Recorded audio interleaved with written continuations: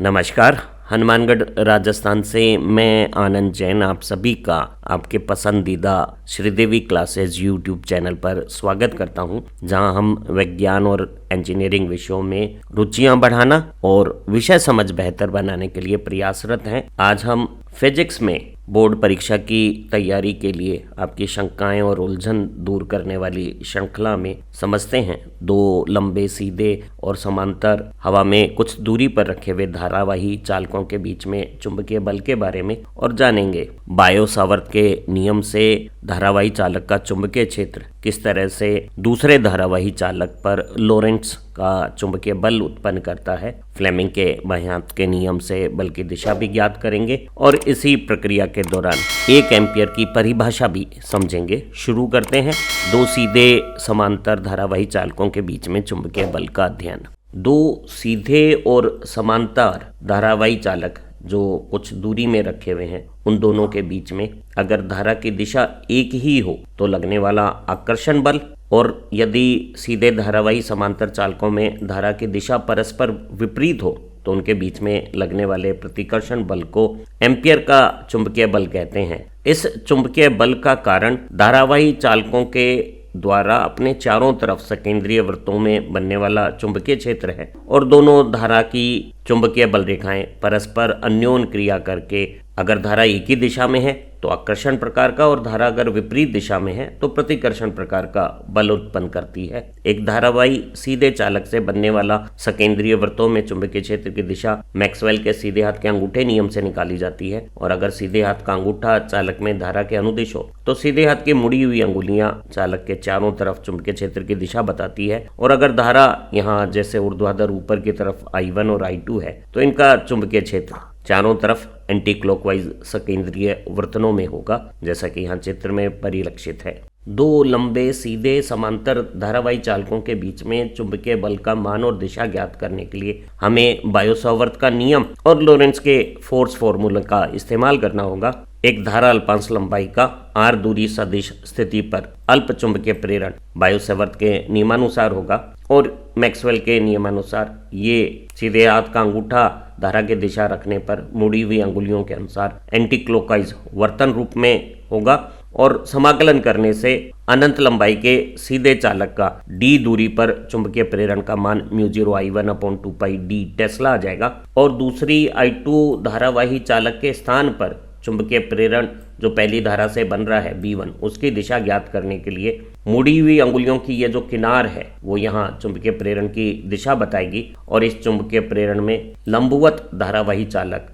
लोरेंट्ज के सूत्र अनुसार L लंबाई पर जो बल अनुभव करेगा वो IL सदिश और चुंबकीय प्रेरण सदिश के वज्र गुणन क्रॉस प्रोडक्ट सदिश गुणनफल से ज्ञात हो जाएगा, और इसका मान BIL अगर एक ही दिशा में धारा हो तो आकर्षण प्रकार की प्राप्त हो जाएगी। पहले सीधे चालक की धारा I1 से d दूरी पर जो दूसरा चालक रखा हुआ है I2 धारावाही, उस स्थान पर पहले चालक की धारा का चुंबकीय प्रेरण B1 का मान μ0 I/2πd टेस्ला होगा, और ये चुंबकीय क्षेत्र और दूसरी धारा I2 परस्पर लंबवत है। ऐसी स्थिति में पहले चालक की धारा से उत्पन्न चुंबकीय क्षेत्र और दूसरे चालक की धारा के बीच में कोण 90 डिग्री हो जाएगा। तो यहाँ पहले सीधे चालक में धारा I1 से d दूरी पर चुंबकीय प्रेरण μ0 I1/2πd इस स्क्रीन तल के अभिलंब अंदर की तरफ मैक्सवेल के सीधे हाथ के नियम से प्राप्त हो रहा है, और इस B1 चुंबकीय क्षेत्र में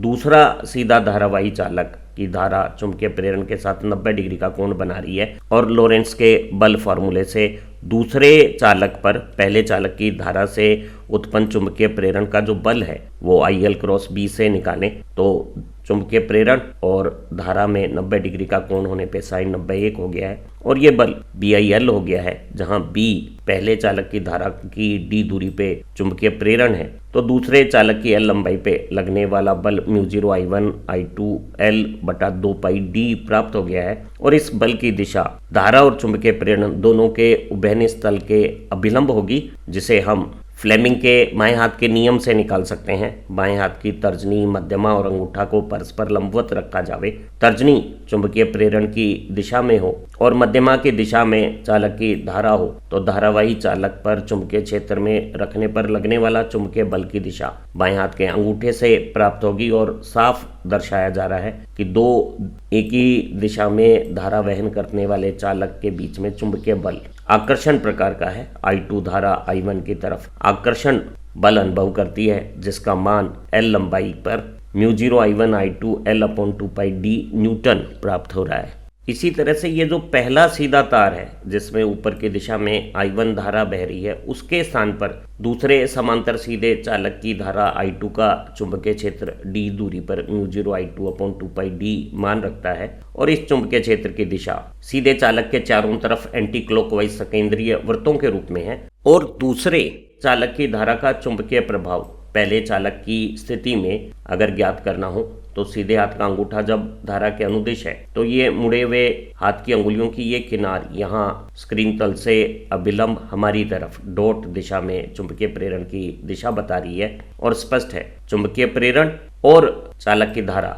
परस्पर लंबवत हैं और ऐसी स्थिति में चुंबकीय क्षेत्र में रखा हुआ धारावाही चालक एक चुंबकीय बल अनुभव करने लगेगा। लॉरेंस के बल फार्मूले अनुसार दूसरे चालक के चुंबकीय प्रेरण B2 में पहले चालक की L लंबाई में जो धारा वहन हो रही है उस पर लगने वाला बल IL क्रॉस B सूत्र से दिया जा सकता है। और क्योंकि चुंबकीय प्रेरण B और पहले चालक की धारा के बीच में कोण 90 डिग्री है तो यहाँ सदिश गुणनफल में साइन 90 डिग्री का मान 1 हो जाएगा। B2 जो दूसरे चालक की धारा का d दूरी पर चुंबकीय प्रेरण का मान है वो μ0 I2/2πd हो गया है। और पहले चालक की धारा I1 जब L लंबाई में प्रवाहित हो रही है तो L लंबाई पर लगने वाला चुंबकीय बल μ0 I1 I2 L/2πd प्राप्त हो गया है। और इसकी दिशा फ्लेमिंग के बाएं हाथ के नियम से अगर निकालें तो बाएं हाथ का अंगूठा तर्जनी और मध्यमा को परस्पर लंबवत रखते हुए तर्जनी के अनुदिश अगर चुंबकीय प्रेरण हो B2 और तर्जनी की दिशा में मिलान हो और धारा मध्यमा द्वारा बताई जावे तो बाएं हाथ का अंगूठा चुंबकीय बल की दिशा बता रहा है कि अगर धारा एक ही दिशा में समांतर चालकों में प्रवाहित हो रही है तो धारावाही चालक परस्पर आकर्षण का चुंबकीय बल अनुभव करते हैं। धारावाही चालक की L लंबाई पर दो परस्पर समांतर धारावाही चालकों का जो आकर्षण बल था वो μ0 I1 I2 L/2πd d दूरी पर हमें प्राप्त हुआ था। एकांक लंबाई पर बल में लंबाई का भाग देने पर यहाँ अंश में आई हुई लंबाई कट जाएगी और एकांक लंबाई का बल हो गया है μ0 I1 I2/2πd। और स्पष्ट है एकांक लंबाई पर दूसरे चालक पर पहले चालक की धारा से या पहले चालक के ऊपर दूसरे चालक की धारा से लगने वाला बल एक समान मान का है। और अगर दोनों धाराएं समांतर चालकों में एक ही दिशा में हो तो ये बल परस्पर आकर्षण प्रकार के होंगे। अगर दो चालक की धाराओं को हम दोनों I1 और I2 को एक समान एकांक ले लेते हैं, 1 एम्पियर ले लेते हैं और दोनों के बीच की इस दूरी को भी 1 मीटर ले लेते हैं तो हवा में रखे हुए सीधे अनंत लंबाई के समांतर धारावाही चालकों में हवा की पारगम्यता का मान μ0 की जगह 4π × 10⁻⁷ ले I1 I2 d सभी 1 हैं तो जो एकांक लंबाई पे लगने वाला बल था μ0/2π उसका मान 2 × 10⁻⁷ न्यूटन प्रति एकांक लंबाई हमें प्राप्त हो गया है। और यही हमारी अंतर्राष्ट्रीय मानक 1 एम्पियर धारा की परिभाषा का आधार बन सकता है। दूसरे चालक की I2 धारावाही L लंबाई पहले चालक के चुंबकीय प्रेरण में रखने पर जो लॉरेंस का फोर्स फॉर्मूला आता है दूसरे चालक पे पहले चालक की धारा के चुंबकीय क्षेत्र का बल वो BIL साइन 90 डिग्री में चुंबकीय प्रेरण का मान रखने पर L लंबाई पे बल μ0 I1 I2 L/2πd आया था और L का भाग देने पर एकांक लंबाई का बल μ0 I1 I2/2πd था। और अगर हम दोनों समांतर सीधे चालकों में धारा को एकांक 1 एम्पियर लें और दोनों चालकों के बीच की दूरी को d को भी 1 मीटर लें तो ये बल μ0/2π μ0 हवा की चुंबकीय पारगम्यता का मान 4π × 10⁻⁷ हेनरी प्रति मीटर रखने पर हल करने पर ये मान एकांक लंबाई पर 2 गुना 10⁻⁷ न्यूटन प्रति मीटर प्राप्त हुआ है, तो हम कह सकते हैं 1 एम्पियर वो स्थिर धारा मान है जो 2 अनंत लंबाई के सीधे समांतर चालकों में हवा में 1 मीटर दूरी रखने पर प्रवाहित करने पर 2 गुना 10⁻⁷ न्यूटन का प्रति एकांक लंबाई बल उत्पन्न करे। इसी तरह के विश्लेषण से मैक्सवेल के सीधे हाथ का अंगूठा नियम और फ्लेमिंग के बाएं हाथ के नियम का इस्तेमाल करके हम कह सकते हैं अगर 2 सीधे अनंत लंबाई के समांतर चालकों में धारा परस्पर विपरीत दिशा में है तो इनमें परस्पर एक प्रतिकर्षण बल उत्पन्न होगा। यहाँ ऊपर की दिशा में I1 धारा के अनुदिश अगर सीधे हाथ का अंगूठा रखें और मुड़ी हुई अंगुलियों की किनार यहाँ रखें तो चुंबकीय प्रेरण स्क्रीन के पृष्ठ से अभिलंब अंदर की तरफ होगा। और अगर हम फ्लेमिंग के बाएं हाथ के नियम में अंगूठा, तर्जनी और मध्यमा को परस्पर लंबवत रखते हुए तर्जनी के अनुदिश चुंबकीय प्रेरण स्क्रीन के अभिलंब अंदर की ओर और धारा मध्यमा के अनुदिश रखें तो बाएं हाथ का अंगूठा प्रतिकर्षण प्रकार का बल विपरीत दिशाओं की धारा चालकों को एक दूसरे से परे हटाती हुई प्रदर्शित होगी। इसी तरह से I2 धारा का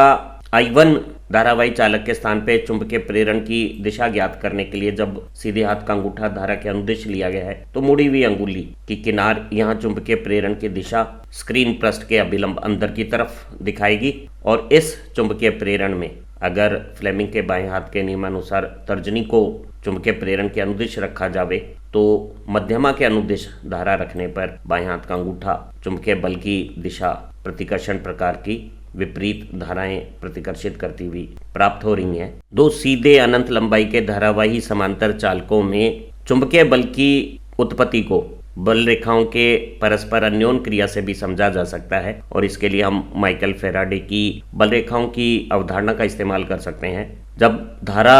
एक ही दिशा में समांतर चालकों में प्रवाहित हो रही है तो उनके बीच में लगने वाले आकर्षण बल को समझा जा सकता है। धारावाही चालक धारा स्क्रीन पृष्ठ के अभिलंब अंदर की तरफ जब हो तो ऐसी स्थितियों में क्लॉकवाइज सर्किल के रूप में चुंबकीय बल रेखाएं बनाएंगी और बीच के स्थान पे दोनों बल रेखाएं जो 2 अलग अलग धाराओं से बन रही है परस्पर विपरीत एक दूसरे के मान को जब कम करेंगी तो यहाँ बीच के क्षेत्र में बल रेखाओं की घनत्व में जो कमी आ रही है उसकी पूर्ति के लिए ये जो चुंबकीय बल रेखाओं में अन्योन्य क्रिया हुई है चुंबकीय क्षेत्रों में परस्पर जो प्रभाव उत्पन्न हुए हैं वो इस कमी को दूर करने के लिए दोनों चालकों को नजदीक लाने की चेष्टा करेंगे और चालकों के बीच में आकर्षण बल की उत्पत्ति हो जाएगी। और इसी बात को विपरीत दिशा की धारा से समझा जा सकता है। स्क्रीन पृष्ठ में अंदर की तरफ धारा क्लॉकवाइज सर्किल में चुंबकीय प्रेरण बना रही है और स्क्रीन पृष्ठ में हमारी तरफ की धारा एंटी क्लॉकवाइज सर्किल में चुंबकीय बल रेखाएं बना रही है। बीच में बल रेखाओं के घनत्व में जो वृद्धि हुई है वो दोनों चालकों को एक दूसरे से